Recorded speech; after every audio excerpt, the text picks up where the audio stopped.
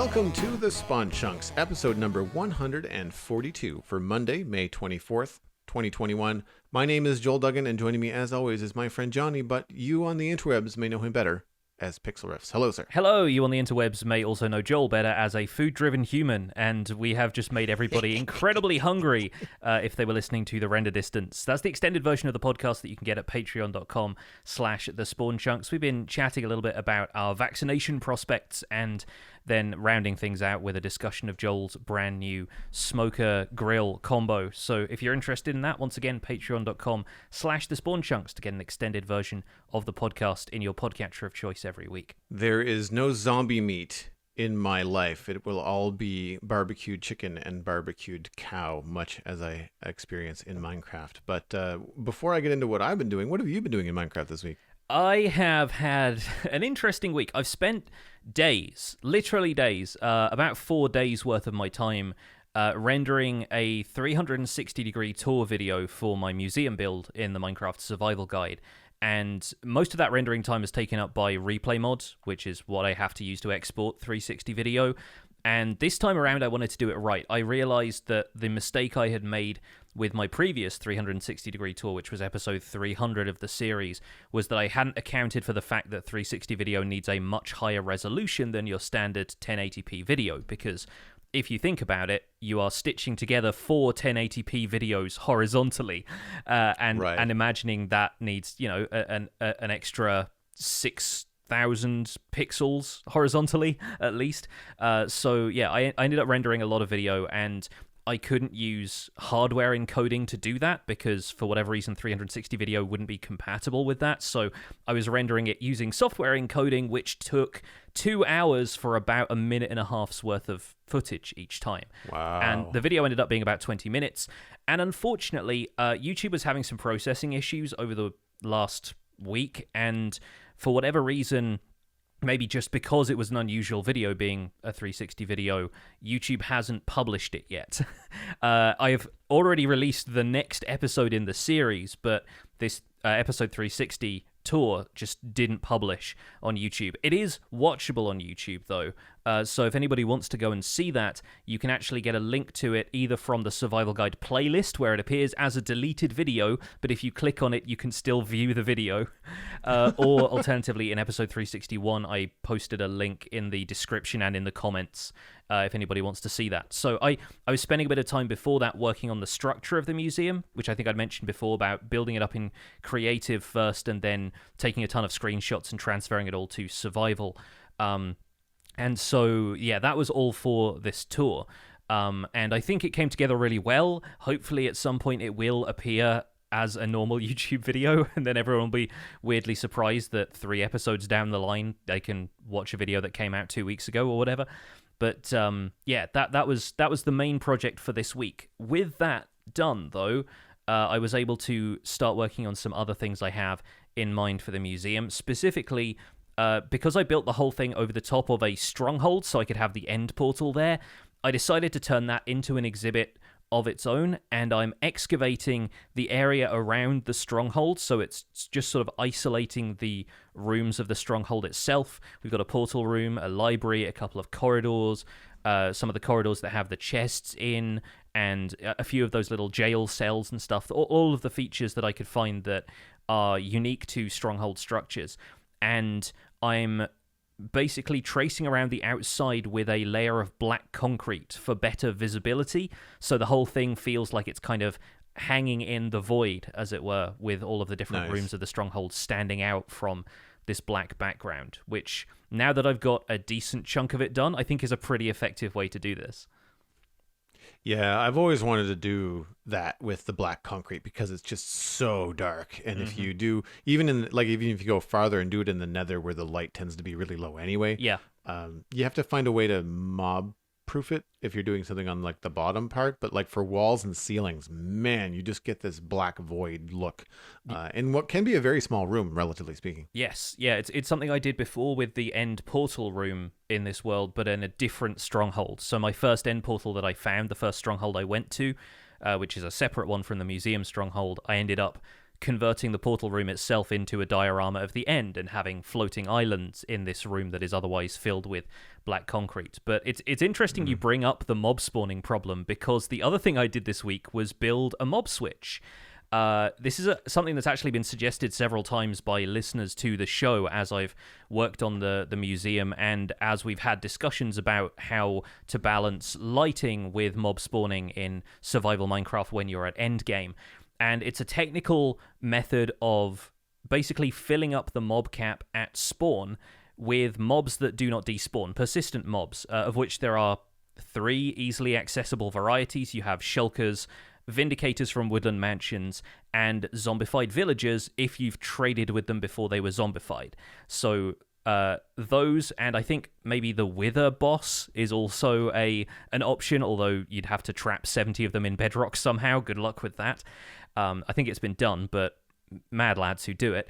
The one I went with was Zombified Villagers, because I had a villager breeder that was still overflowing with villagers that I wasn't really doing anything with from when I was setting up my villager trading hall, and it has a crop farm attached to it, which I didn't really want to turn off. So I ended up trading with a bunch of villagers with like the Fletcher trade, you know, the ones that are really easy. It's either like an emerald for some arrows, or you just throw them a bunch of sticks and they trade once. Once the profession is locked in and you zombify them, they don't despawn, because the game thinks, oh, you've traded with that villager already. I don't want to despawn that, because then, you know, you end up losing the valuable trade that there was in the first place. So what I have now is a box that kind of overlaps the boundary between the spawn chunks region of my world and the area just outside of that. So once they cross over from the red wool marked area into the green wool marked area, they are inside the spawn chunks, and I can trap them in there using a piston activated wall.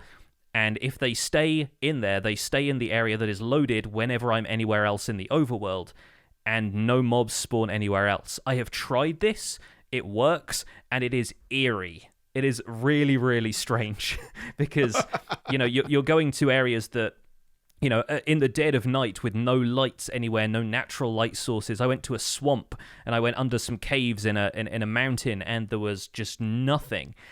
And it feels really odd at first, but is definitely something I could get used to when it comes to building stuff at the museum. I've taken a bunch of screenshots recently of creepers just hanging out whenever I build like a beam over one of the corridors, you know, the hallways and stuff, and I don't stick a torch up there, instantly a creeper spawns up there. So it's actually been really nice to have the option now of effectively toggling mob spawning in a world where I don't just switch the difficulty to peaceful, because then if I did that, that would erase the zombies in my iron farm, the name-tagged Vindicator who I've got killing passive mobs for me as like an experimental farm. I've got, you know, a bunch of pacified pillagers in my town who would all just vanish. I've got a Ravager that I saved for an auto crop farm that, you know, would do the same thing. So I think it's a really neat compromise. It's, as far as mechanics go, pretty broken, but it took a lot of effort to put it in place in the first place. And yeah, we got some people in the chat asking how easy it would be to do on multiplayer servers. I believe the mob cap on multiplayer works differently, because it starts to add mobs to the game for each player. So each player gets like an additional small allotment of mobs. And different servers actually handle that differently. There is a way you can set a global mob cap versus a player-based mob cap, which we did on the Don't Die server recently, so that we could have more mob spawns at you know, hostile mob farms and stuff like that while there were multiple players online. But still, yeah, you would need a lot more mobs for it to be effective on a multiplayer server unless you were the only person online. But even so, it's a pretty effective way of doing things. And I definitely recommend the zombie villager method over any others, because obviously Vindicators and Woodland Mansions are going to be fewer and further between, and the alternative is bringing 70 shulkers back from the end, which is a difficult task. I've done it with 3 so far, and I'm done with that. So yeah, it was a nice experiment though, and it was fun to do something technical after a little bit of a break from the more technical stuff in the survival guide world. We've got a lot of villagers on the Citadel, and that would be an excellent use of them, because villager breeders now are not super hard to set up. Yeah. And our Dartmouth Meadows setup, as far as the distance goes, it's not really that far in the nether to get someone over to the edge of the spawn chunks zone. Hmm. Like the spawn is a bit of a trek, but the spawn chunks, it's a much larger area, and so that wouldn't take that long to get a bunch of villagers. And really, you'd only need, depending on how many you want to transport by hand, you'd only have to bring over a few before you could set up a breeder and just fill in the rest over time. That's really interesting. I was thinking about that, like as you were speaking about it, about a multiplayer server, and it's like, it's almost like on a multiplayer server you could just leave 70 in the spawn chunks, and whenever you're alone online, enjoy the fact that there's no mobs, and then as other players join, the world would get more difficult. Yeah. I've experienced that flying into my I was doing a little bit of a tour in the medieval area and walking back rather than flying back. So walking along the road out to the main gate where there are no lights, and it was a mob zoo. Like, Yeah. it's true. There was a dozen mobs just like all going, "Hi there." Oh dear. Run away. So yeah, I can see it being specifically useful. Like you mentioned stuff falling from the rafters. My stone church has got these lovely looking beam supports in the ceiling that are creeper prone. Like I look up every time I walk in that building to go, like, anything gonna fall on me? Do I have to like worry?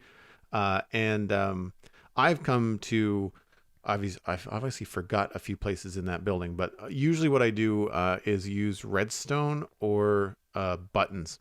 And if it's a part of the build that you can't see from the ground anyway, having a couple of buttons on top of it will keep things from being spawn proof without adding like unnecessary lights or torches or things up high. Or anything that's going to create any lag because of updates or anything like that. Yeah, I think it's a smart way of doing things. And some other things that having a mob switch is useful for from a technical side of things. I've mainly seen people use these in tandem with like TNT driven tunnel bores, and the kind of thing that it's a massive slime block flying machine that's churning out, TNT, and has a player basically babysitting it the entire time, sat in a minecart. But if you want to go AFK on that, or not pay attention to your surroundings without disabling hostile mob spawning for the rest of the world, there's a chance that a creeper can walk up to you just by some happenstance of the way the terrain sits and your flying machine's clearance.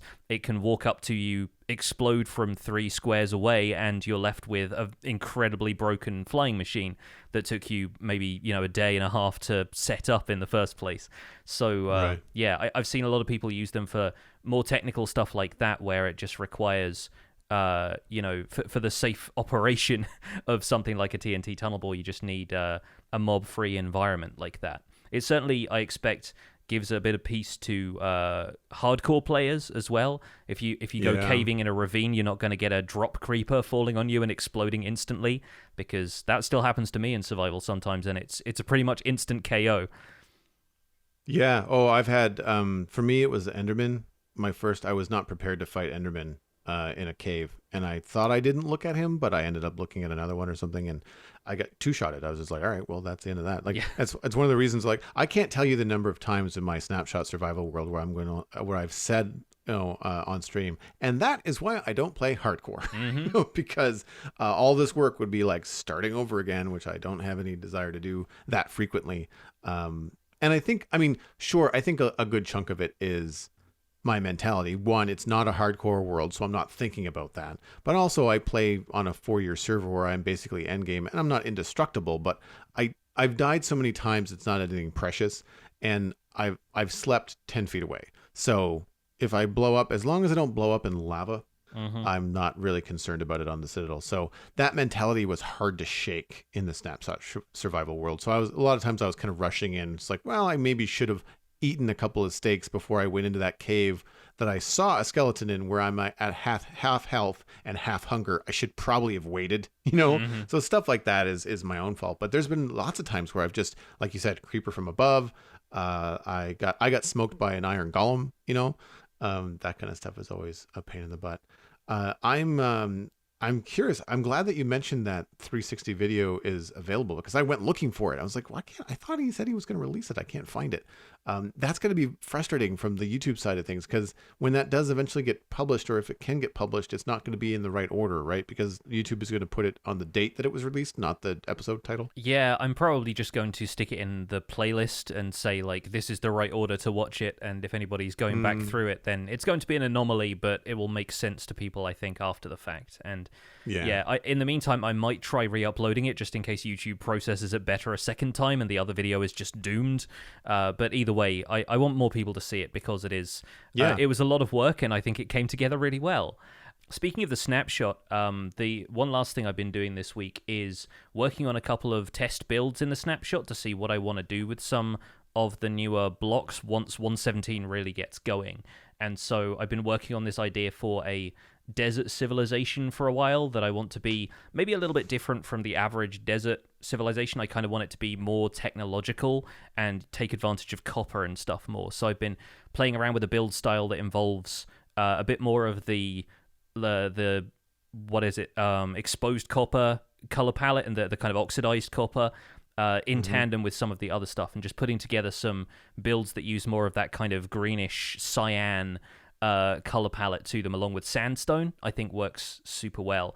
I also want to involve conduits as light sources, which is again me overreaching when it comes to my Minecraft builds and thinking, yeah, what can I make really like prohibitively expensive about doing this, and having these like floating light sources almost being like kind of nodes of power in this desert civilization is something that I'm into. So I'm going to pop a couple of screenshots of that in the show notes this week, and hopefully people will enjoy those. I like that. That looks really cool. I like the whole taking advantage of the floating mechanics in Minecraft to have cool like floating crystals or power sources or things like that. I've been thinking a lot about that kind of stuff for an eventual sci-fi build, and I guess a little bit in the medieval fantasy. That could be kind of cool if I did like an elven, someplace where there might be magic would make sense. But yeah, I like the combo. Is that warped wood? Yes. Yeah. That's really cool. I've been having trouble myself actually in the snapshot world, trying to get copper to work right. I needed a couple of things logistically in my world, and so I made a more efficient cow cooker. So I was breeding the cows and cooking the steak by hand. And while I had a prefab desert village cow pen already set up for me, all I had to do was breed them, so it was very easy. I decided to make something where the babies will fall into a water stream and then they'll grow up eventually, so I never have to kill cattle and cull the herd. I'm always just kind of breeding more and eating the ones that I breed. And I try to do some copper and deep slate, and ended up using very little of the natural deep slate colors, but only the polished deep slate seemed to work the best. And then did some copper. Now that I've got bees, I was able to wax the copper, but not finding the new blocks super easy to work with. And I mean, in part, I'm at a desert, so I mean, anything I do in the desert just stands out like a sore thumb and looks very odd. But we are at a stage now where I'm getting very close to level 30 again. We're hoping to get a fortune enchantment, so I'm going to start to get a lot more copper. And I'm trying to force myself to build with it. And now that I have a lot of bees going and I have lots of honeycomb, I can start waxing at various levels of oxidation. I have to figure out how to measure that. Like I want to try and do, I don't know if I want to go as far as to do like a fully automatic thing, because that redstone might be a little bit beyond me. And I'm trying to do what you do, which is not go look up a tutorial. Yeah. Like I want to try and experiment on my own, use the knowledge I have, and see if I can come up with a decent way to do things. And I thought that it would be fun to try and hook maybe an observer up to a bell or a note block or something that would just chime a specific note or specific sound, and just have them near where I'm usually hanging around, so within 15 blocks of the workshop where I normally do all my sorting and stuff. Would be kind of cool to say, like, oh, there's the banjo, that means that we're at stage 3 of oxidation or something. That could be kind of fun. I would have to look up the redstone circuit for counting that kind of stuff, but I don't think it would be too difficult. I think once I got kind of the idea for it, it would probably come through pretty clean. So I worked on that, and that worked out well. All of a sudden now I'm flush with steak. I never have to think about it.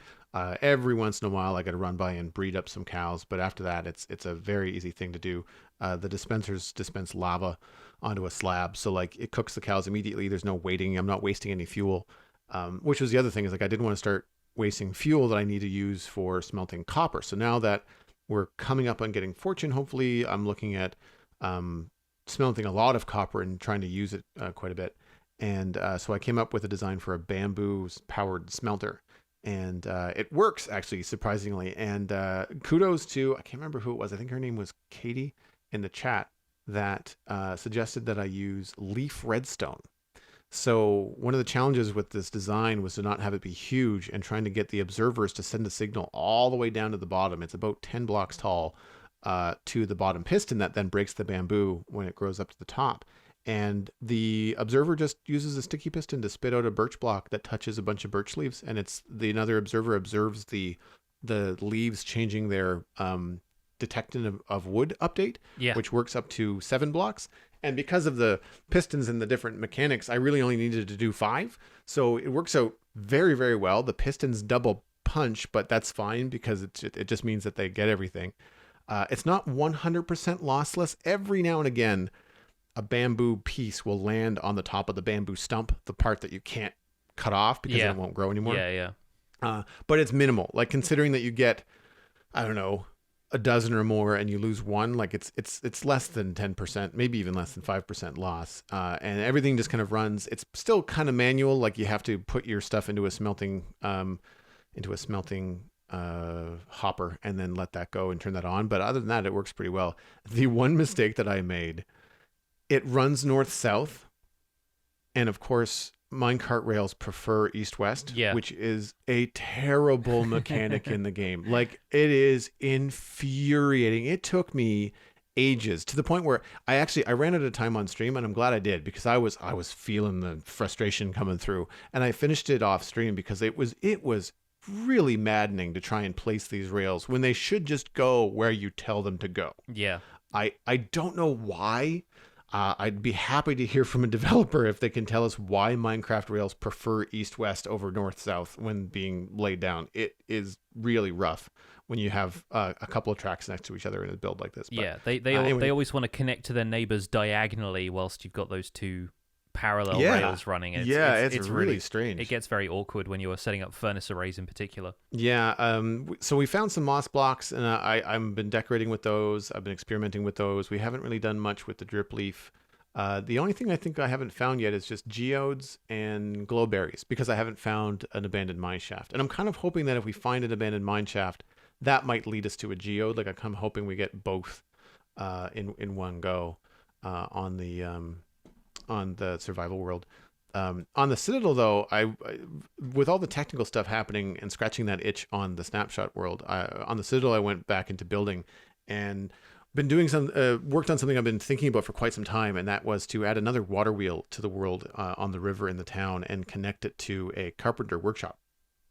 And it's been really fun to kind of imagine how this would work. I've been watching a fair amount of the Create mod on YouTube with some of our favorite creators doing that kind of stuff.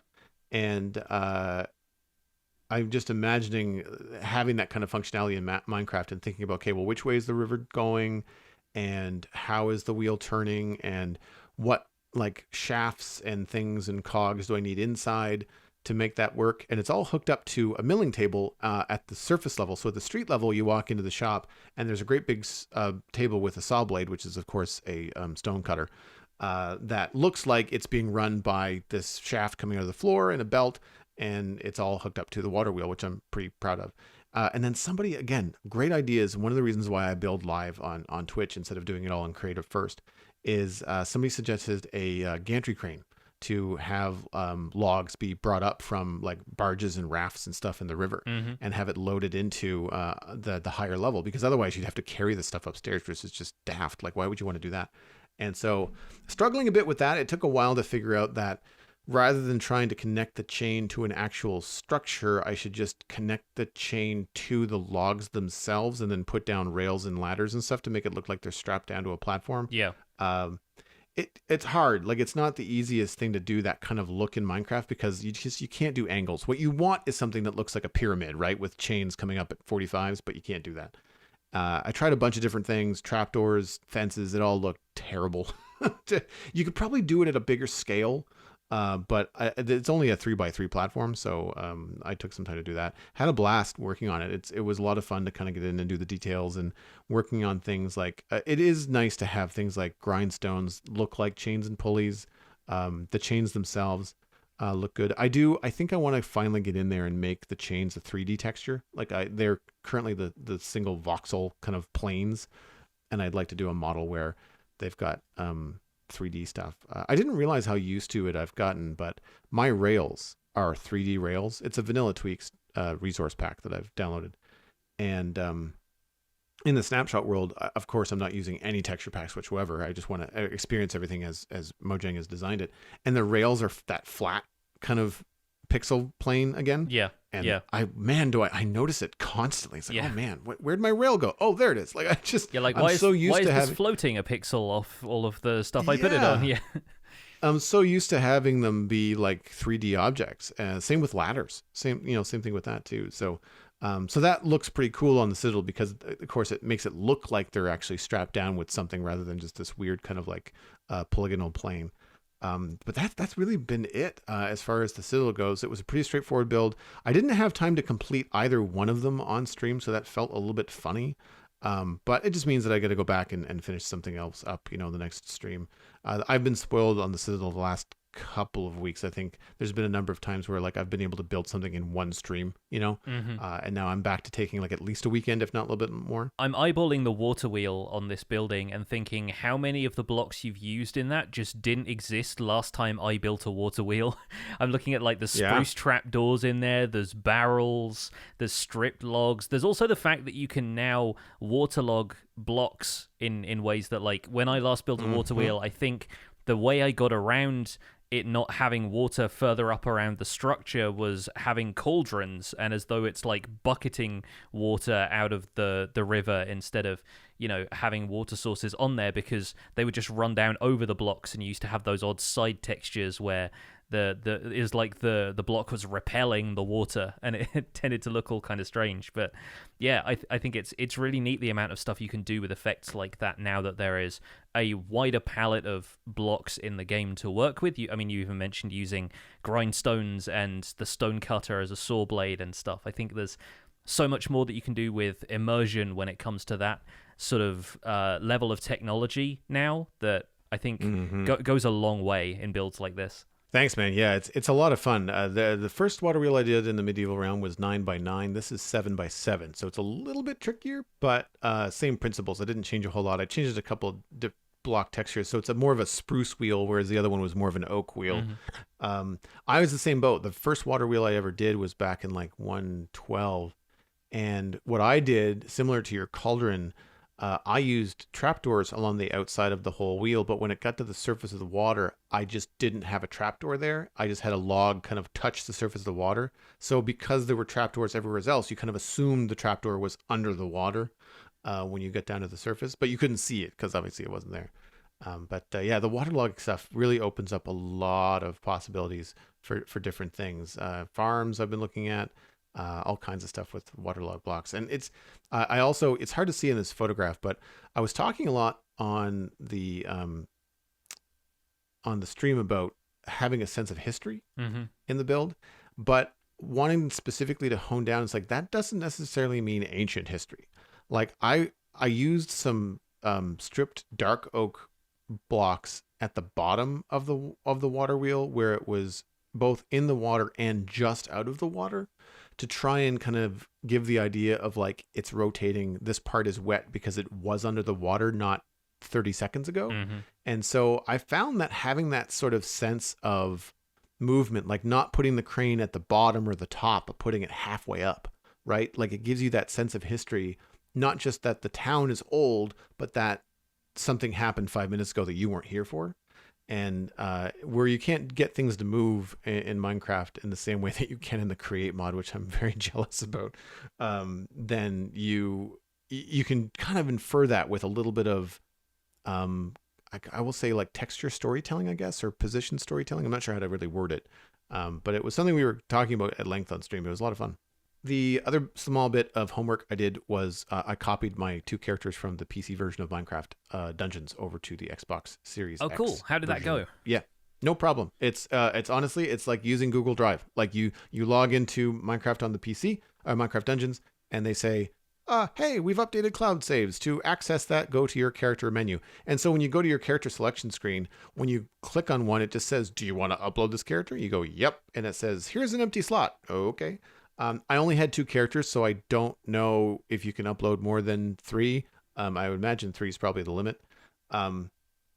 So I uploaded both the characters, and then I went to Dungeons on the Xbox. Same idea. As soon as I opened up the app on the Xbox, it said like, hey, we've got to download an update. Oh, right. Okay, do that.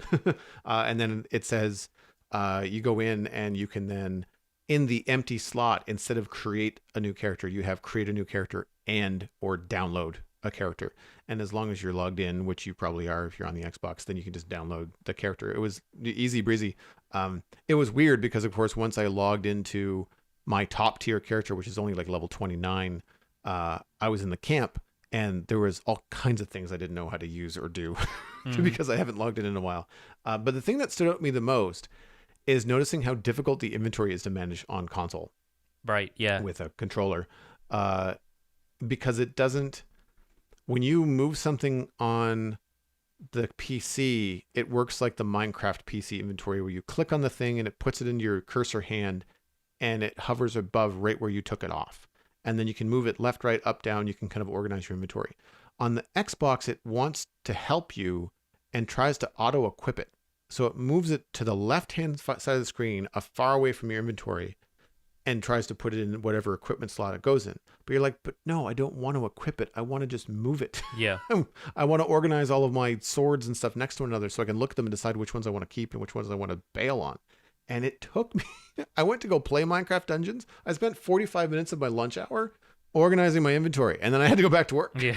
So it was like, okay, next time I'll play Minecraft Dungeons with the higher tier characters on the Xbox. But I'm looking forward to it. I think it's going to be more of a lean back experience. And what's nice about it as a content creator is that if I do decide to stream it again, I can just copy the character, upload it to the cloud, download it, and replace the character on the PC and just go forward. Yeah, sounds good. I just went to the FAQ page that we linked a couple of weeks ago now, because I wasn't sure about the cloud save thing. You can actually have 20 slots for characters to cloud save. So I think it's probably just giving you one more available slot than you had characters for, in the same way that when you go to the hero select screen, it's only got one thing saying create new hero, right? So maybe it kind of always gives you one more than you've uploaded up to the maximum of 20, I guess. But yeah. So that was the misleading part for me was when I looked at the character carousel in the game, it looked like there was only 3 spots rotating around, but you can have more than 3 in like saved. Yeah. I think when you create a new character, it's always going to give you room to create one more, basically. So it only gives you like one empty space, so that the whole thing isn't full of empty locations for characters. No, that makes sense. Yeah, so it goes from like in like it's the pizza that just keeps on getting cut. It goes from like 2 to 3 to 5 to 6. Like it just exactly. Yeah. Okay. Cool. Makes sense. All right. You want to talk about the snapshot? Let's do it. Yeah. Let's. We got a snapshot and a couple of videos to cover as well. Yes. Starting off with Minecraft Java Edition Snapshot 21W20A. There are actually changes made to geodes this time. They are rarer now in the game. The GUI narration now includes position and usage of hovered or focused elements. Tilling rooted dirt with a hoe will now convert it to dirt and pop out a hanging roots item. Axolotls will now only play dead when in water. Llamas no longer spit at players in peaceful mode. Changes to the Caves and Cliffs preview data pack include that they've added a new NBT tag for entities, has visual fire, which will cause an entity with this flag to visually appear on fire, even if they are not actually on fire. They're fire liars. Fixed bugs of note in 21W20A. There's a long list of bugs in the patch notes for Minecraft Java Edition this week. You can go find those at minecraft.net. Here are some of the ones that we thought were worth mentioning. Grass, flowers, and snow are placed incorrectly in newly created chunks. That's been fixed. Amethyst geodes cause floating water and or lava to generate when intersecting water and or lava caves or pools. That's been fixed. Amethyst geodes can overwrite bedrock. Amethyst geodes can overlap with dungeons, and amethyst geodes can generate in a stronghold and can potentially destroy the end portal frames. All of those have also been fixed. Those amethyst geodes turned out to be a little troublesome, I guess. Right, so the videos I wanted to highlight this week include the Caves and Cliffs special about blocks. These are both on Minecraft's official YouTube channel, youtube.com/Minecraft. The first one is our friend King B-Dogs and Alexander Ostman, both highlighting the blocks of the Caves and Cliffs Part 1 update with a focus on powdered snow, new ore blocks, and copper. The video has an explanation of where to find some of the lush cave blocks in 1.17 for people who haven't been following Snapshot development closely, and I think this is really worth a watch for anybody who wants to know what's in this update after they've heard a lot of stuff has been split off for the Part 2 release. The second video I wanted to highlight is the Minecraft Dungeons Diaries for the Hidden Depths DLC. We mentioned this last week, figured there was a video on the way, and it came out, I think, about 15 minutes after the podcast finished recording. Typical. But Laura and JP take a look at the new Minecraft Dungeons DLC, including how ocean biomes are going to have an impact on gameplay, because gameplay looks a little bit different underwater. They also explain raid captains, and they cover the Dungeons Anniversary event. Both the DLC for Minecraft Dungeons and the Anniversary event are going to arrive this Wednesday, May 26th, 2 days away from this recording, and the Anniversary event is going to last until June 8th, so you have about 2 weeks to get hold of exclusive costumes and do daily trials in order to get a very tasty-looking cape. Do you want to talk about the Minecraft Dungeons video? Because I just watched that before the show. Yeah, and, we might as well. I am incredibly and continue to be impressed by the free content that they bring with every update. It's a really smart plan to, hey, here's the DLC if you want to pay for it and have some new levels and some adventures and stuff like that. But they have new enchants. They have the, what are they called? The raid captains? Raid captains. They have the raid captains. And you can even get access to some of the water levels through the caves, the secret levels and stuff, which I thought was really cool. And just the stuff that they have with the limited time anniversary stuff, the cake armor gave me a chuckle. Oh, it's great. It's so funny looking. It's such a, and for whatever reason, they've been able to manicure the art direction and the spirit of Minecraft Dungeons in a way that, because I've played it before and one of the bows that I used went sproing when I shot it, I am not surprised, and I am delighted that there is a birthday cake armor with a sprinkles cake and a candle helmet that I can wear in the game. And it's so much fun. And it comes through too with the interviews they did with Laura and JP. I'm sure everyone that works in the game is very passionate about it. I don't want to, call out anybody, but because they were the ones on camera, you can just genuinely feel how much fun they've had and how excited they are to get this into the hands of players. Yeah, and there's something about it that looks almost homemade about the cake costume. It seems like the kind of thing that would win a Minecraft costume contest because somebody came dressed as a cake. It feels like the kind of thing that it's either like an inflatable costume or something somebody's put together and their mum has helped them make it with cardboard, but then you're still firing crossbows at enemies and swinging giant pickaxes and stuff, and it just adds to the kind of light comedy that they brought into Minecraft Dungeons in a really big way. It also seems like this DLC returns to the format the other Overworld DLCs have had, which is 2 storyline missions plus a secret mission and a big boss fight at the end of story mission number 2. So it's along the same lines as Jungle Awakens, Creeping Winter, the other ones that have had that same format. And I think that's good. I think a lot of people were confused by the Nether DLC being basically 6 straight up missions and not really any kind of storyline or narration or anything going on. But it seems like they have a bit of a plan for that. And from what I can see about the gameplay, there's a good balance of water mechanics and the regular kind of physics of Dungeons gameplay, right? So there are definitely areas where players are drifting around with some different inertia because they're floating through water. There's a couple of really interesting looking changes in vertical landscape, like you leap off of an area and then the focus adjusts to the area you're leaping to. And there's different lighting going on, so the sea floor in this area looks kind of murkier until you get up close to it. And I think that whole environment, like working that into the level, but hopefully not making it feel like getting oxygen is a struggle, should make for a really interesting rebalance of the gameplay people are used to. Apparently, these water areas are also going to show up in the Ancient Hunts missions, so they're going to be mixed in with levels from the Nether and so forth. So you could find yourself stepping through a Nether portal, going to another segment of one of those missions, and then finding yourself underwater and having to rethink your combat strategy, which I think is going to add a bit of depth to gameplay for people who feel like the game has been missing that so far. Mm-hmm. I agree. And Ancient Hunts, that's the term I couldn't remember about getting access to the water levels.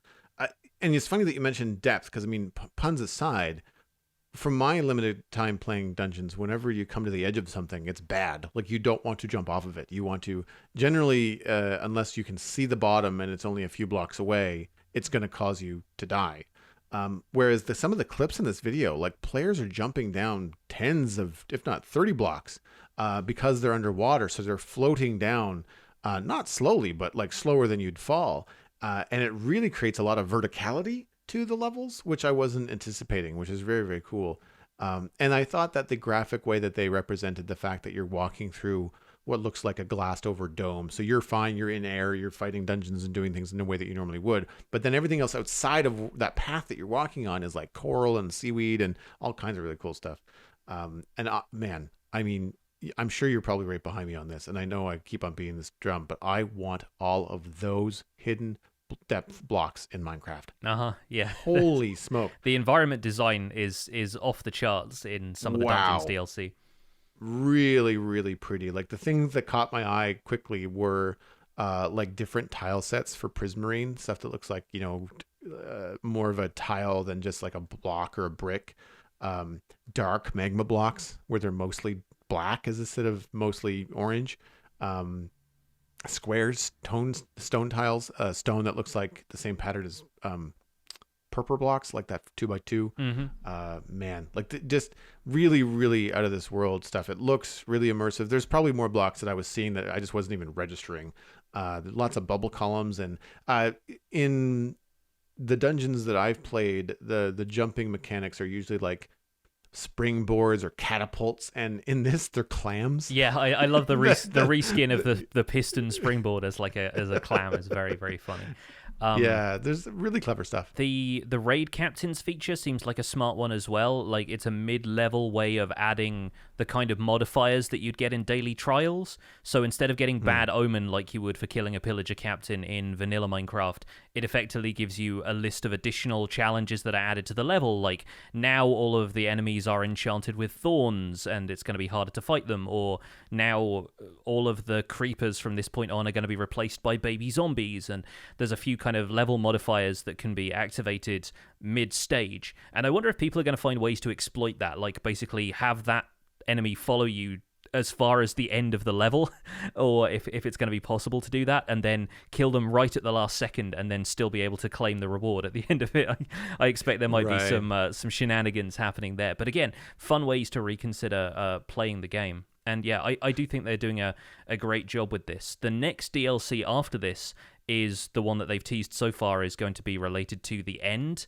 And I'm really excited to see what they do with that, because we can presume that is going to be, if not the end of the storyline of Minecraft Dungeons that they've kind of threaded so far, then at least like, the end of the stuff that they've announced up to this point in terms of additional biomes, DLC levels, and stuff like that. I'm curious to see the direction they take it.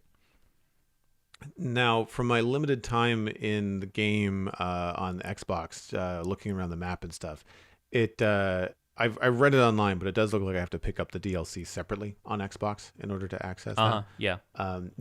Your characters and your power level would come over. I don't know what would happen if I had a character with, say, DLC weapons, like there's a coral blade in the Hidden Depths. If I had retrieved that on the PC, but then loaded the character and carried it over to the Xbox, would everything carry over except for the DLC weapon, so that I just have an empty hand and I have to grab one of my other weapons in order to use? I think the DLC equipment should still carry over because you can buy that from the camp in the base game. I don't think you need to have DLC stuff to get hold of those. To my knowledge, I haven't been able to test it out because I've only ever played it on PC and bought the season pass and everything. So yeah, I'm looking forward to testing this out and maybe giving some real world feedback for people that might be kind of wondering. Because the other thing that I want to try and do, obviously, is now that I've got cloud saves, is play with friends more. You know, like if a friend's got it on Switch or if they're on PlayStation or Xbox or whatever, like it would be fun to be able to do that where we couldn't before. So looking forward to it. Yeah. One other thing I wanted to highlight from this is that anyone who's playing Minecraft Earth or has played Minecraft Earth and is sad about some of the variety of mobs from that going away when Minecraft Earth is sunset later next month, I believe. The slimes in the Ocean DLC in Hidden Depths seem to be the tropical slimes from Minecraft Earth that actually, they're blue variants of slimes that you can actually see pixel art fish swimming around the outer texture of them. So it's like a slime that actually has a fishbowl inside of it, which I think is such a neat redesign of slimes, and the animated texture of those just gives me joy every time I see it. So yeah, really, really worth checking out if you're a fan of the mob variety in Minecraft Earth. They've brought in a few variants of mobs to this DLC that seem like they're going to have bring a lot of character to the area for sure.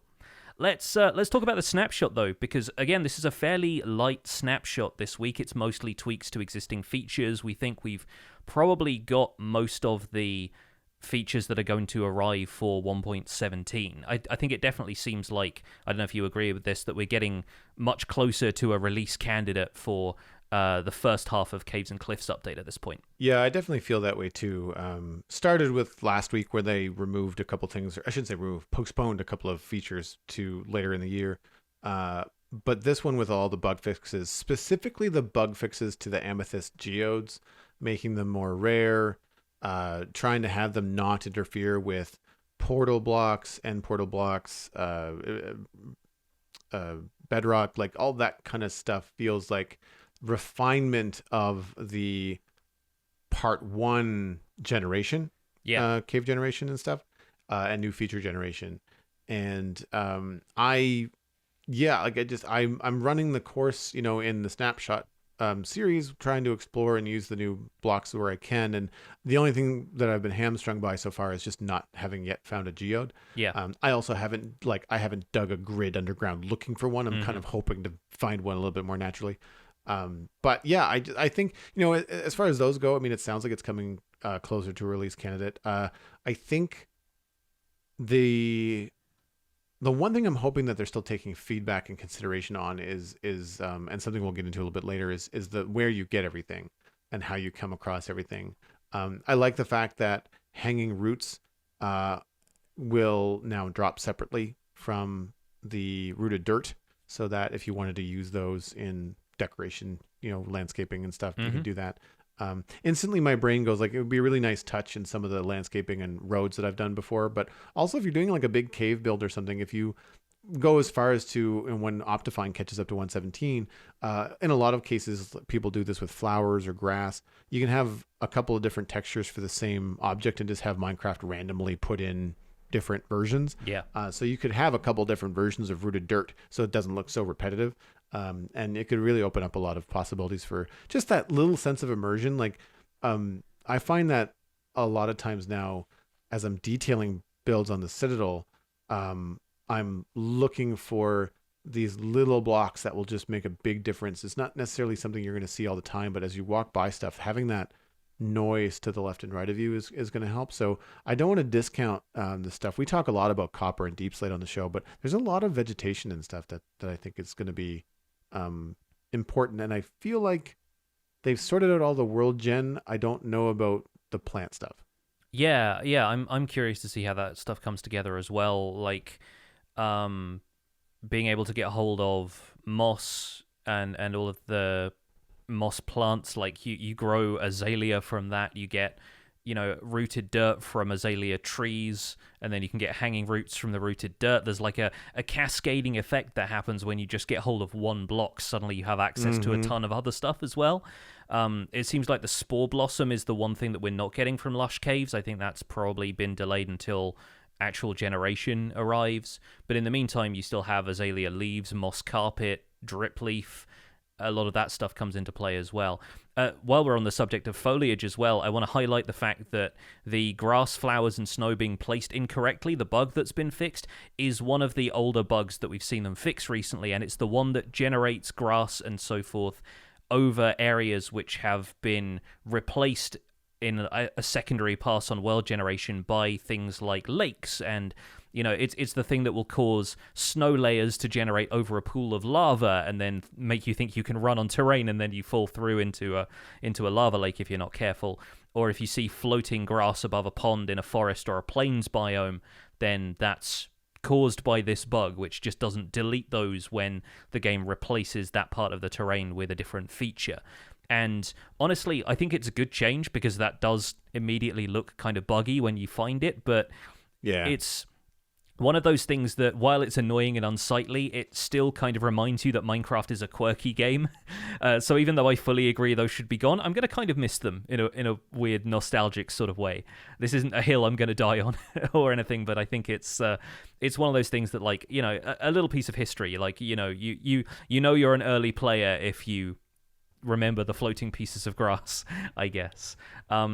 As far as other world generation stuff, I loaded a world in the Snapshot just to check on geodes, and if you're going through the world in spectator mode, obviously you have the advantage of being able to just see everything instantaneously, but it still seemed to me that they generated quite frequently, at least noticeably enough. Like, I could go down into the world with maybe like a 10 chunk render distance, and I'd still see 2 or 3 from wherever I was at the time. So maybe I just got lucky, but I don't think there's going to be that much trouble finding them that there wasn't before, because there's no real guaranteed way of finding them in survival. I don't know if there's going to be a noticeable difference to gameplay when it comes to finding geodes specifically. Yeah, and with my Snapshot world, depending on where I'm stumbling upon one, I generated the terrain in 16A, 17A, something like that. And so the geodes, if they're there where I'm currently loading most of the chunks, they would have been more frequent. Whereas as I explore further, I'll get into the 20A generation. So, I mean, I'll just see how it goes. I'm curious to see what it's like to find them and harvest the blocks and get crystal. I can't remember the name of the blocks that actually generate the crystals, but like there's a specific block that you can't mine, or like, you don't want to mine. Budding amethyst, I think is what it's called. Thank you. Yeah. So I'm looking forward to that, because again, the Snapshot world for me is a pretty technical world right now. I'm trying to explore how to get the blocks that I want and what's the most efficient way to keep those abilities at the ready, and using the tinted glass in some mob farms would be very cool, I think, in the desert, because of just the number of mobs that spawn and whatnot. Yeah, definitely. It's going to be an interesting commodity to get your hands on in the early days of a multiplayer server as well. Like the person who first finds a geode and gets to claim it as their farming spot is potentially going to have a good trade in tinted glass, I think. Right. Speaking of which, I think we should probably move on to chunk mail, because we have a really interesting email coming up that's going to spin into our main discussion about the accessibility of some of those blocks. But first, I'm going to read this email that comes in from Kyo Dude. If you'd like to email the show, the email address is spawnchunkmail@gmail.com. And Kyo Dude writes in with the subject of a Minecraft in-game tutorial. Hello, Jonny and Joel. Real quick, I'd like to say thanks for the great podcast. I listen to it every morning on your bike ride. Well, thank you so much, and enjoy your ride today. A few weeks ago, I was teaching my little sister how to play Minecraft. She already knew the controls and things because she loved playing creative mode. But when it came to survival, she had difficulty accepting that she had to gather resources first before immediately starting a project. At first, she didn't see the fun of being in a world where monsters were threatening her and had to fend off hunger by growing crops and eating food. That led me to think about the old Xbox 360 tutorial worlds. It helped me when I first started, but it wasn't teaching survival Minecraft. What if Mojang released a new tutorial world, one for teaching the basics of survival? Instead of just having little text bubbles informing you what to do, it could be a visual guide, highlighting specific blocks and showing the player their uses. I think it should be like a normal survival world, but with a helping hand to guide you along. This might not be for most players, but for the new younger ones who have just joined this crazy yet wonderful game. Dude died while escaping a screaming goat. A death message that we'll all see fairly soon, I expect. Something I need to clip from my latest stream, because that's something I experienced recently as well. Yes. I know this ends up being a language barrier thing, but some of the most fun tutorial experiences I've ever had in video games have been cleverly and funny written voiceovers. And I'm thinking like Borderlands 3, Savage Planet, Journey to the Savage Planet was really fun. There's a bunch of stuff that I think would be great in that realm. But I also know that one of the reasons why Minecraft is so worldwide is because of the low barrier, right? Like you can grasp the game with, I mean, as long as some of the text that's necessary on screen is in the language you can read, then really there's not a huge barrier, right? I'm curious, and this is why I picked this email, because essentially what you do, Jonny, is a massive version of an intro tutorial about Minecraft. Yeah. And I'm wondering, because I don't have any experience with the Xbox 360 tutorial world, but if you do, I'm curious as to what your thoughts would be if Minecraft and Mojang were to update it. Yeah, I mean, I started on the Xbox 360 edition, so yeah, that tutorial world, it went through a couple of updates, but is somewhat familiar to me, and this is, it's kind of what I do with my own video series now, is break things down into bite-sized tasks and try and provide some context. I think it's all very well telling people that they should do something, but why they're doing it is also important, and that's something that requires a lot of explaining or is learned by playing the game without too much guidance. It's a kind of learn by doing rather than learning by people telling you constantly. And I know that sounds ironic coming from me, considering the amount of talking I do in my videos. But honestly, one thing I've learned while working on this museum project is that some blocks and items in Minecraft are deceptively complex. And to attempt to explain exactly what each player wants to know when they're new to the game is a really difficult task, because everybody comes into the game with different ideas, and it takes multiple paragraphs just to explain how a grass block behaves. But grass is everywhere, and it's one of the first blocks you encounter, and learning the different ways you can interact with that is effectively part of the fun and the point of Minecraft, is like, gradually building up your knowledge over time. I think it's mainly going to be a matter of patience, especially for younger players. They will eventually start to zone in on the stuff that they want to do, and then their experience of the game will build off of that foundation. So for people like me, I'm really interested in things like, the fact that a grass block has spread mechanics and can be bone mealed for all of this stuff, and is also a spawnable block for passive mobs, and the block reverts to dirt if it doesn't have enough sunlight, and you can turn it into farmland, and like the amount of stuff you can do. The skyblock approach to it, where you really have to know so much about the mechanics of the game in order to get by. But then new players aren't necessarily going to want to have that experience, because learning all of that stuff can be kind of overwhelming. I think it's important to take the game at your own pace. With that said, I think part of the core design philosophy of Minecraft is to provide as little information as possible to the player, or perhaps more accurately, communicate the game's mechanics without a heavy reliance on dialogue or text. And I think that's kind of why there isn't, a tutorial world within Minecraft Java Edition, and why Bedrock Edition doesn't necessarily come with one, although I expect some dedicated tutorial maps have been made by the community by this point. It could be on Planet Minecraft if you're playing on Java, or the Bedrock Marketplace, but I expect there will be people out there who have made something that feels a little bit more like it's walking you through, okay, here are the basics, here is, you break this block with a pickaxe and it turns into cobblestone, that kind of stuff. I expect stuff like that will be out there, but really Minecraft is the long game, and if somebody doesn't like it right now, maybe it's something they come back to when they have a bit more patience for that sort of more lonely exploration experience, and an understanding that the world will reveal itself to them over time. And in the meantime, there's absolutely nothing wrong with them playing creative. Like if your sister is a creative player primarily, then it's something that maybe she can keep playing until she's got a bit more patience to sit down and play a bit more survival. It's emails like this that often have me questioning sometimes the amount of time that I spend in survival. Like I could have easily done a snapshot creative world, to explore all kinds of new stuff and not have to wait weeks before we can find a geode. Yeah. And it's because you can imagine the younger question of just like, oh, so I have to mine stuff and pick it all up and collect it before I can even use it. And if I want to use these special blocks that I have access to in the inventory, like jungle wood or mycelium or things that are just not generally available when you first spawn in the world, depending on where you spawn. I can just imagine the honest question of like, why would I want to do that? Yeah. And then the survival player is like, well, let me, actually, and then you just enter into this zone of questioning your life choices. Yeah. How much time you spend in the game. But there is that payoff of learning over time, taking the time to grasp things. I feel like it's akin to like when you're learning something challenging like math, or geology or sciences in school. Like it takes a certain amount of base knowledge to then apply those concepts to a broader spectrum of information and then learn based on like a tiered system. And I mean, I get it. Like I understand why that's rewarding in Minecraft. And for me, I mean, as a content creator, obviously you just create more content by playing survival.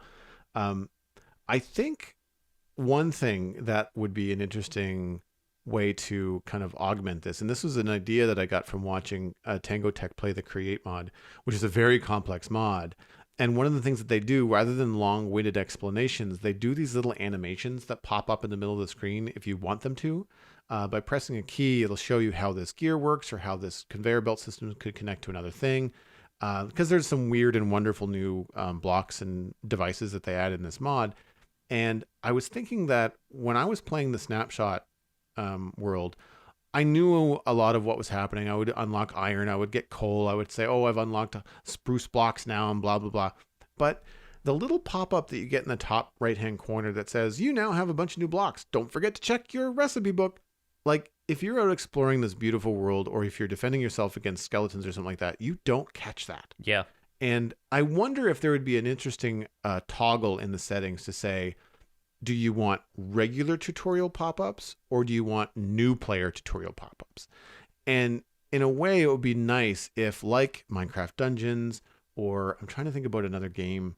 I think maybe it was Minecraft Earth that did this on the screen. But if I picked up a moss block for the first time and it just kind of goes, da-da! Like these are all the things that you could do, or you've unlocked a lot of different blocks with this. Don't forget to check your recipe book. If that was dead center of the screen and kind of came up as an overlay or something that you could easily just like press a key to get rid of, or dismiss and say, hey, this will be in your recipe book. Don't forget to check this later. I feel like it would be a lot easier for new players to say like, oh, okay, this is a tree I have to explore. This is a branch I have to go down. Because I was, spitballing on stream, trying to figure out what I was going to do next in the survival world. And somebody suggested, oh, you should check the advancements. Now, they might not have a lot of advancements in the game yet for 1.17. But when I went to go look at the advancement tree, it really wasn't all that deep. I had already done about half of it without thinking. So it's like, well, yes, it would be good to travel down these roads in terms of the very, very basics. But I'm wondering if there could be more to like open up the advancement tree automatically and say, hey, by the way, this is a great way to start, like just kind of point players in that direction. Yeah, I think it's worth using as a tool, the advancement tree. And I wonder if maybe, if not by default, then at least maybe for people who are just starting out, there could be an advancement tree that feels a little bit more like a quest book from one of those sort of more advanced mod packs that breaks down the stages of how to play the game into something a little bit more granular. I do wonder if maybe somebody out there has made one of these already or could make one of these already that really takes you through the stages of here is how you progress in survival and gives more of an info dump on like, okay, you've acquired a moss block. Here is an advancement for it. Hover over it in the advancements tab. It'll tell you what it does. And I've definitely seen mod packs where it at least checks off, when you've acquired each block in the advancements tab. But then, maybe if it provided a bit more information that way, that could be a useful resource for new players. I think the last thing I'll say about this is that community knowledge is something that Minecraft has really heavily relied on over the years and is one of the really special things about the game. So I think that's why maybe in previous years, at least, the developers have relied a little bit more on information being freely shared through YouTube videos, the Minecraft wiki, and basically anywhere else anybody finds info about Minecraft.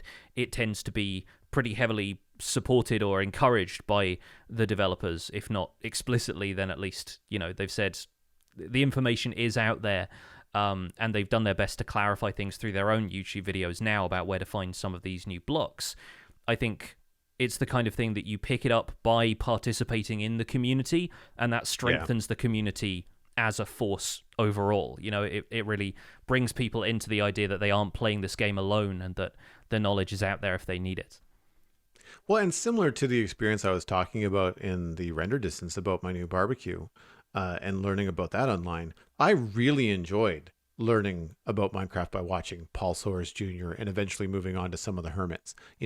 I really enjoy your series, and I'm sure a lot of other people do. It becomes that nostalgia, like it's an additional nostalgic peg in your Minecraft journey. Like you get to know the game, you get to play the game, you remember what it's like to wander around and not, like 1,000 blocks feels like such a long way when you first start playing the game, and then later on you're like, that is nothing. Yeah, when I started on Xbox 360, 1,000 blocks was bigger than the actual world. I could get 1,000 blocks maybe on the diagonal, but not straight from north to south or east to west. Yeah, so I agree with that. I think there's a lot to be explored and a lot to be gained from participating in however way you feel comfortable in the Minecraft community. I think there's a lot to get out of it. Absolutely. Let's get into this last email, though, because that leads us very neatly into our main discussion. This last one is from NatureGamer64, The Accessibility of Caves and Cliffs, Part 1.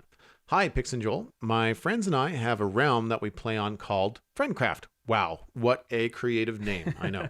And we are all excited for the Caves and Cliffs update. However, we are worried about the ease of obtaining some of the new features. For example, blocks like moss and glowberries have to be found in loot chests. Dripstone can only be grown in small quantities, and obtaining it requires a wandering trader. Since we aren't very technical on the server and we don't have a ton of playtime because of school, we might have to resort to duplication glitches to get good amounts of certain items. I feel that Mojang has created a problem here since they didn't want to make all of the items easy to find, since it would eliminate the purpose of later exploration and the caves. But for some players, there will be lots of trouble finding the items. What are your thoughts? NatureGamer64 left the realm. So I don't know if they're on Bedrock or Java, but a few corrections as far as I know. Dripstone can actually be found naturally in the world. They actually covered that in the video this week, which is one of the things I'm glad that they clarified. It does take a long time to harvest and farm on your own. If you want to do that, I've set up a farm, and it takes a very long time, and it's not a very fast process. But things like dripstone, pointed dripstone, deep slate, tough calcite, and amethyst blocks are all spawning naturally in the world in little blobs, basically. Moss blocks can be found in shipwrecks, and they are your gateway, as Jonny mentioned earlier in the show, to most of the lush cave plants and blocks. Glowberries, as you mentioned, are in abandoned mine shafts, which is how you used to hunt for melon seeds now, which you can get from villager trades. I kind of wish in some way that they had added some of the Caves and Cliffs blocks to villager trades instead of the wandering trader, because wandering trader just feels like a lot of RNG to me. Yeah. And I'd end up checking them constantly in the Snapshot playthrough. I did eventually get drip relief from them, but I've not found anything else from them that was related to Caves and Cliffs. That's how I got my jungle saplings, but not 117 content. Noticeably missing is the powder snow block. That's not generating at all. You're only going to be able to get that by collecting snow in cauldrons. Get to high elevation, wait for it to snow into a cauldron, collect that with a bucket, right? That's how you get that? Yep. Mm-hmm. Yep. Yeah. So I think there was one villager trade. I think it's stonemasons will now trade one of the blocks. And I'm trying to look up on the Minecraft wiki to see which one that is, but I think it's dripstone. I think you're right. I think Yeah. I'm remembering that too. Yeah, so there's a little bit of villager trading getting added in there. Most of the blocks are still out there and are a little bit dependent on, if not RNG, then at least like good luck finding them. But I think it must have been really tough for Mojang to find a balance between making those blocks available to players in part 1 but leaving natural generation and stuff for part 2, not giving players too much access to it, that by the time these new landscapes emerge and new cave biomes become part of the game, players aren't already tired of seeing these blocks, right? Like it makes a lot of sense. I think in the meantime, it just comes down to players having the right information, and obviously that's something we've tried to, steer people in the right direction there. I think Mojang's latest video definitely helps with that.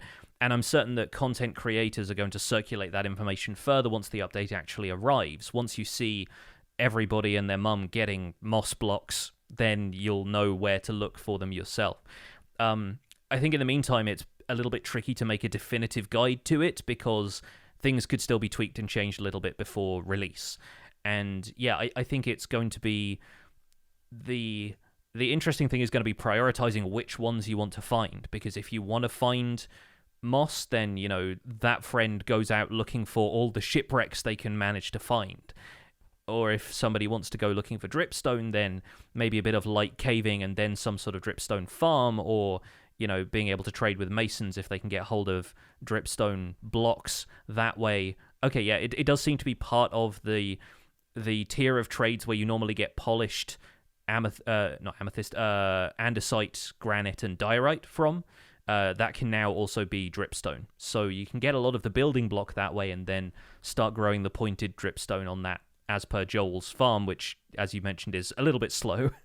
I think it all comes down to what you've got time for. And I want to highlight one specific thing in this, which is that they said they aren't a very technical server and they don't have a ton of playtime, so they might have to resort to duplication glitches to get a good amount of certain items. And the main thing I want to query is, what's wrong with that? Because if it is something that everybody on the server has agreed to, and you recognize that it's a compromise on gameplay, but you're doing it just so you can get hold of the things that you're going to find enjoyable, I would argue that's not necessarily a bad thing. It might be something that, in the fullness of time, Mojang wants to redress the balance of players don't have easy access to these things, but I think that's what part 2 of Caves and Cliffs is really going to do. And so I think in the meantime, if you need to dupe some stuff, or if you need to find other ways of getting some of these resources, if somebody wants to spawn in a couple of moss blocks in creative because none of the shipwrecks you found have one and there aren't any other shipwrecks for miles around, you have like a world with relatively few oceans nearby, then I would argue that's not a bad thing if you then get to use those blocks for their intended purpose. I think, the honor system that a lot of people like to play by is really there for people who have the time to enact an honor system like that. And the rest of the time, if you and your friends are just kicking about after school and you want to play with some of these new features, then, yes, it can be fun going and finding those, but if it gets frustratingly difficult to find those things and you have a limited time that you want to spend playing with your friends, then don't balk at the idea of just spawning that stuff in if you need to. It's all about where you find the fun in the game for me. Yeah, and without cannibalizing anything that I want to add later on about discovering these blocks, look at data packs. Like if the idea of glitches doesn't sit well with you or any of the other people in the realm, just like you having limited time because of school, the server that I play on, the Citadel, we have limited time because we're all busy adults. People have got families, people have got jobs. They can't play hours and hours and hours of Minecraft. And at a certain point, it's not fun when you're grinding away and not really making a lot of progress. So we've added a number of data packs that are just purely recipes. Sometimes it's as simple as, for me, I added a bunch of different crafting recipes to the stone cutter, and it treats wood the same way that the stone cutter treats stone. So it's really not that far outside of the realm of what Minecraft does already. I've just added a couple more blocks to that, and it just saves crafting time. It saves materials in a couple of different recipes where we've tweaked it just ever so slightly so that you get more than 2 trapdoors when you put in a log, or 6 planks. You get, I think it's 6 trapdoors or 8 or something like that. It's just a little bit easier to get, some materials in that way. So as far as things like moss or dripstone, I mean, data pack recipes are very simple to write. There's I'll dig it up in the show notes. There's a link that you can go and kind of WYSIWYG your own recipe. Works for smelting as well. You can download the data pack, install it, again, assuming you're on Java. And that will allow you to then have a recipe for moss. Maybe it's, leaves plus other blocks. I'm not sure what you could do. Vines. Yeah, 9 vines in a 3x3 because, functionally speaking, vines and moss are both going to be able to create mossy cobblestone. So it even feels like an in-world recipe at that point. You're not really cheating anybody out of anything at that stage. And it's still going to require you, if you want large amounts of it that way, to like set up a vine farm and make something fun out of it that way. You can work with the stuff that you find interesting to counteract the stuff that is just going to take a lot of time and be dull. Yeah, I mean, blaze powder and sweet berries. Are they called sweet berries? What are they called? Yeah, sweet berries from the taiga. Yeah, sweet berries. So like glowstone and sweet berries equals glow berries. I don't know. Like there's some in-game things that you could do to make sense that would allow you to have a little bit slightly easier access. I say blaze powder or blaze rods just because it would involve a little bit more of a challenge to get to the nether and get that kind of stuff. Yeah, absolutely. But then you end up with your genetically modified glowberries. It's and you've got to wait for the organic ones to arrive in the next update. Speaking of the next update, though, the discussion I wanted to have this week was about the blocks of 1.17 and priorities, because we can assume that the update is going to arrive relatively soon. I know, Joel, you've been working in your Snapshot world, but I was wondering, like, casting our minds forward a little bit, what we can expect to do once our long-term worlds update, or if we start a new world for this update. What are you going to race out and find? Because personally, I think it seems clear that they're focusing on blocks and mobs as the highlights of part 1 of Caves and Cliffs, and the mobs aren't honestly of much interest to me. I don't know about you, Joel, but I don't see them having a great deal of long-term benefit. They're aesthetically, I think all of these mobs are very cool. We got the glow squid, the axolotl, and the goat. But the axolotl seems fun and cute, but when I've been playing with them, testing them, not super practical, unless you want to make a fish farm or a squid farm using them, maybe. But for, raiding guardian farms and raiding ocean monuments, rather, you can take them with you. A bunch of them might die in the process, and then you can't take them with you on land, so you put them in a bucket, and then they're just taking up inventory space the way buckets of water do. I find the glow squid's drops are useful for visual tweaks, but not a whole lot else. And the goat's ramming behavior is fun, but I think it's going to take a long time to breed and isolate those screaming goats. And in the meantime, it looks like we're not getting goat horns until part 2. So for me, blocks are really taking priority, which goes hand in hand with the video they published this week about all of the blocks they're adding. And it seems like they're adding more blocks in this update than they had in the Nether update. And this is also true, by the way, if you remove the slab and stair variants, in case you think copper and deep slate are kind of artificially increasing this by having a bunch of variants. If you remove the slabs and stairs from the Nether update, if you take out all of the extra warped wood materials and stuff, it's still more blocks than the Nether update had because of all of the different geology happening underground, all of the ore variants and tinted glass, the copper range, amethyst, azalea, all of that stuff I think is proving to be a pretty nice block palette for builders if you want to dig into the stuff that this update provides.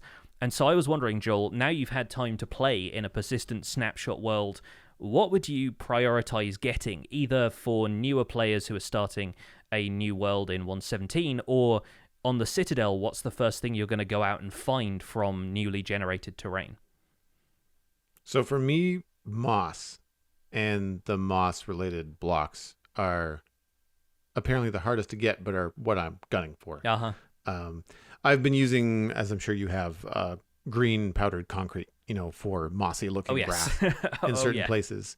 The fact that moss does not change color in the desert means that you could use it, in desert oasis builds. I put it underneath. I wanted something different underneath my bamboo farm that I mentioned earlier, and we've got them on moss blocks. You can plant sugarcane and bamboo on moss blocks, by the way. Discovered that in the Snapshot playthrough. So that's really cool. So like that's the kind of stuff that kind of gets me in there, probably because it is the more vibrant color of the blocks coming into the new update. I say that, and I know that copper blocks, before they start to oxidize, are very, very bright. The problem that I have with the focus on blocks in the part 1 is, and I say this with, all respect to Mojang, the blocks in this update are not the exciting part of Caves and Cliffs. The most exciting part of Caves and Cliffs is the coming in the actual terrain gen changes. And so I definitely feel their challenge of like, okay, we have to make this part 1 feel really exciting, except for it's not like it's an even split. It's not like we're getting 50% of the update in part 1 and 50% in part 2. We're basically getting again, I don't want to make it sound terrible, but we're getting the less exciting stuff in part 1. And right away I'm looking at these blocks, and yes, technically there are more blocks, but like 8 of them are ore blocks. Mm-hmm. That's not necessarily something you're going to be building with. Another 3 are the raw ore blocks, which are cool, but very specific. And if you're like me, the deep slate and cobbled deep slate are quite similar. So I don't see myself rushing out for those blocks. I'm happy to change my mind. I might be able to work them into some gradients or something in the medieval area that I'm working in. But in playing with them in the Snapshot world, I'm finding them very similar. So while there are deep slate, cobbled deep slate, and polished deep slate, they're so close that it doesn't feel like they've added 3 different blocks. It feels like they've added 1. Yeah. In terms of a color, right? Like they don't get lighter or darker either way. They basically just have some very subtle texture changes to the point where I can't tell deep slate and cobbled deep slate apart very easily. And copper having a wider range. The image I posted in our chat seems to be pretty dull. The way that copper looks in game is much different. It's a much brighter block, so it's not quite like it's a ho hum block. There's quite a lot to it. I need to work more with copper. I know that I've kind of not turned my nose at it, but I've kind of dismissed it as a useful building block early on, and I know I'm just going to need to spend more time with it. I'm happy to change my tune. People can change their minds, but yeah, like I'm not as excited about the blocks, and so I have a hard time trying to plan like what am I going to get next. Like, well, I'm sure I'll get some copper at some point, and I'll probably find a use for it. I'm going to have to do some stuff on the Citadel. I guess we've got some trade going. Like I can get beeswax and stuff, or honeycomb from Alistair, who's got a couple of big bee farms. And so there's trade available on an established server that allows us to get, wax copper and stuff fairly easily once we start finding copper in the world. Yeah, I think mostly just I'm going to be looking for moss blocks. I don't know that I'm going to be using amethyst geodes for anything. I don't have any plans for another mob spawner or mob thing. So like it's tough when you're on an established server and the technical blocks are already behind you, like you've already done the things.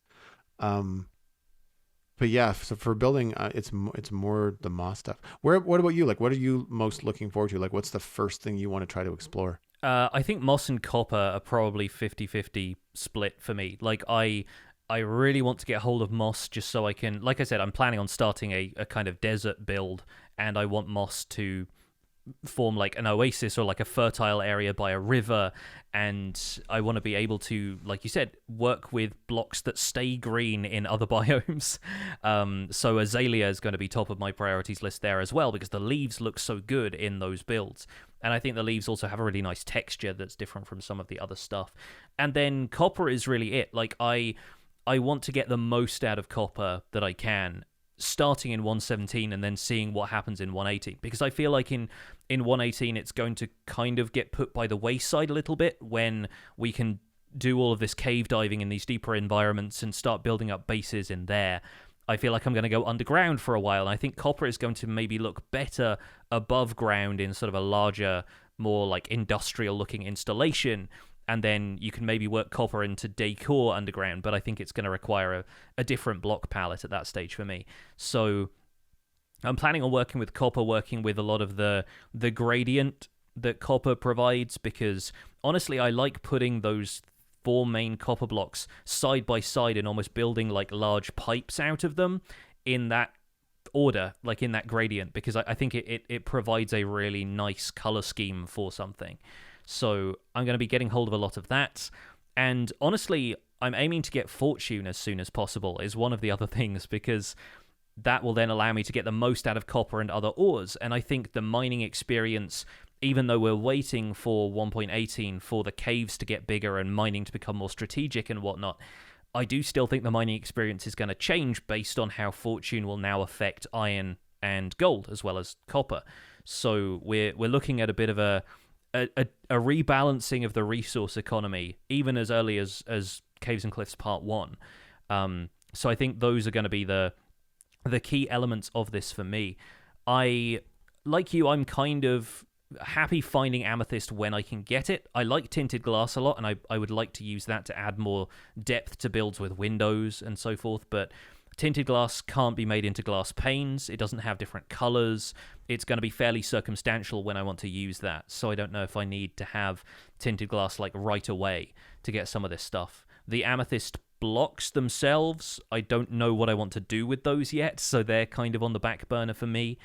And I think you're right about the ore blocks and the raw ore blocks. I think those are more circumstantial again. It's the kind of thing where a cool use for those will suggest itself further down the line, but it's definitely something you can wait for, and not necessarily the things that lend themselves to the standard type of building that we think of as building, just like houses and stuff like that. I don't see myself using those blocks in house builds all that much. Whereas Deep Slate, I think I can see myself using in the right context, and like you said, it's going to be there for gradients, it's going to be there to add shadows to stone brick builds, it's going to potentially add in a few elements of bridging between black stone and regular stone that builders are going to want to play around with some more. Like I was talking to F-Whip about this the other day, and he's really excited about being able to make a castle using more of the Deep Slate block palette. So I think there's a room for a lot of this stuff to work its way into building styles. And then you've got things like the lightning rods, which I don't think I'm going to see many people using for its intended purpose, because the shape of it can be used to make, pipes, and you can... I mean, we don't have candles in this update, but you can use it to put torches on, and, they can use it for candlesticks later, and there will be a lot of different things that each of these things can be used for. Honestly, the Azalea Bushes as well are something that I think is going to be a bit of a sleeper hit. I love that they have block geometry. I think we're going to see people building with stuff like that a little bit more when they want to have flower beds and stuff like that, and you don't really have the option of having something that feels more solid in a flower bed that isn't a leaf block. But I think having shrubs that have a little bit more geometry to them, feel a little bit more solid, are going to be really nice. And again, the fact that they don't change color per biome and there's a flower variant really is a big plus for me. So I can see myself doing like a hanging gardens type of build in the desert with a ton of the azalea stuff, and I can see that turning out really well, having drip leaf coming out of pools of water and stuff like that along the way. I think there's a lot of this stuff that actually I'm kind of looking forward to in a way that I didn't expect to be if it wasn't tied to all of the Caves and Cliffs generation. But now I'm looking at these things in isolation and thinking, what can I do with these in the meantime? There's a lot of fun builds are suggesting themselves. Yeah, and I think too that, having the way that moss works, where when you bone meal it and it takes over a bunch of stone and gives you a wide variety of these things, I think it's a really nice way to kind of like give the player a lot of these things, in the same way that the way that fortune now affects things like copper and iron. If players are looking to build with a lot of copper, they've made it a lot more accessible for players. And actually to build on your comment about mining being a new and different experience, I actually really enjoy it. I know I was kind of just saying that, these new ore blocks are not necessarily building blocks, but man, it might be just because it's a new fresh texture. It might be the fact that there is now copper and other things to look for when you're going through the caves, like glow lichen and whatnot. but I really have enjoyed the caving experience on the Snapshot world. It doesn't feel like the same old to me. There's always something new around the corner. I think a lot of it just has to do with the fact that they are now new and appealing looking textures. You see coal or you see gold looks really fun. Like it's a very shiny, kind of situation when you run across it. Same with redstone, actually. It's a much different experience than saying, oh, it's the same pattern, it's just a different color, and it's not light blue, that's not the one that I want, right? Like it's not, you don't have that kind of a thought process, even though they've only changed one thing by adding copper. And then it's only the textures. The functionality of most of this really hasn't been that, changed that much. And it's become more exciting to do that kind of thing. I have on purpose not built an iron farm on the Snapshot world to try and explore and see how, if I'm forcing myself to go caving, like, am I going to be able to enjoy this again? Like, is it still something that's very fun? And I think they've done a really good job with it so far. It's one of those things that I feel like you're going to have that initial pushback with the blocks being more difficult to work with. I feel like a lot of players kind of want more of what we already have, which is not necessarily good for the game. Like people want different, and I'm in there. Like I want a light wood, I want a darker wood, I want a gray wood, but like, do we really want more trees and wood? That's not terribly exciting. Things like copper that changes with time, and deep slate that occurs different places in the world and has different functions in terms of the ores and stuff, with the future in mind, like looking ahead to 118. Like it's one of those things that it's going to be hard to quantify without, I think, some serious time in the game with all of this kind of stuff. And I'm hoping to try to force myself into find ways to use the new stuff. I mean, I am also wondering how much of my mindset has been influenced by being in this medieval realm for so long on the Citadel. I want to give a shout out to Cubfan135 and talk about a player that uses every part of the buffalo in Minecraft. Yeah. Like and in a way, it's very freeing to watch his videos, and he always gives other creators credit. Like if he's picked up a pattern of like terracotta and glazed terracotta floor stuff, he'll say where he got it from, usually in his videos, and have a link and stuff like that. So, but as a showcase for like all the different things that you can do with all the different blocks in Minecraft, I've kind of pigeonholed myself into this medieval realm build. So I'm very much thinking in the terms of like wood and stone, and can I use it to make thematic stuff? Whereas the builds that I see lately from Cubfan, it's spaghetti noodle up against the wall and find out what sticks. Like it's so creative. And I feel like that's the kind of thing that I forget about in Minecraft, that you can do these wild ideas and use every kind of block that you wouldn't think possible to make something really believable and make something really cool looking, and have it use like I can't think of something off the top of my head right now, but something that we would generally perceive as, we'll say, diorite, ugly. People don't tend to like that block just because of the pop culture around this in Minecraft. But I've seen it used incredibly well. When it's used with hundreds of other different kinds of blocks all together. So there's all kinds of stuff like that I know I overlook as a player. And so I'm going to try and take like a back seat, with the new blocks, and try to like give them some space and time to kind of breathe into the uses for me.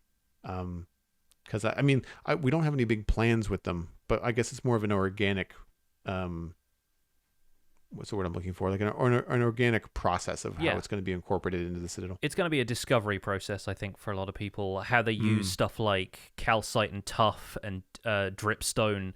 Some of the basic building blocks that are coming along in this update are going to potentially be like sleeper hits. I feel like you'll find that further down the road, they are blocks that you couldn't do without for the project that you're working on at the time. And I think once that time comes around, we'll be a lot happier that they are in the game. I think that's where we'll leave it for today, though, folks. Thank you so much for listening to this episode of The Spawn Chunks. You can find more information about the show and links to some of the stuff we've talked about today at thespawnchunks.com. The music for the show was composed by me, and The Spawn Chunks is proud as ever to be a listener-supported podcast. If you're getting some value out of the show, please consider putting some value back in by visiting patreon.com/thespawnchunks. Pledging at any level there gets you an invite to our patrons-only Discord chat. You can join our community, listen to the show live as it's recorded in Discord every week, and it gets us closer to our next milestone goal of a monthly Minecraft audio hangout where we can check in with everybody about what they've been doing in Minecraft that month. We're currently at 253 patrons, which is down one from last week, but we have had a couple of new people joining, so on balance, things are evening out. I want to give a special thanks to our content engineers, General Patton 82, Greener Canuck, Hunter 555, Jumbo Sale, and Yitz for your support on this episode. Sharing the podcast with your friends is the easiest way to support the show. You can find us at The Spawn Chunks on Twitter and Instagram. Personal recommendations are by far the best way to share the podcast. Just poke a friend in the arm from a safe distance and tell them where they can find the show. That includes places like iTunes, Spotify, Google Podcasts, and YouTube. Really, wherever you can find a podcast. You can email the show at spawnchunkmail@gmail.com. The RSS feed is linked on the spawnchunks.com along with the show notes, and the Patreon-only RSS feed is on the Patreon page. That's where you can listen to the render distance, the extended version of the podcast. My name is Jonny, but online I go by Pixelriffs. You can find most of what I do at youtube.com/pixelriffs, where I attempt to make sense of this crazy and wonderful game in a series called the Minecraft Survival Guide. I also stream 3 days a week on Twitch, doing behind-the-scenes work for the Survival Guide series, and I'm the voice of the unofficial Hermitcraft recap, which you can find through a quick YouTube search. Aside from that, I'm at Pixelriffs on both Twitter and Instagram. Joel, where can people find you online? Everything I'm doing online, including my illustration and design portfolio, is at joelduggan.com. That includes links to other podcasts I do, like The Citadel Cafe at thecitadelcafe.com.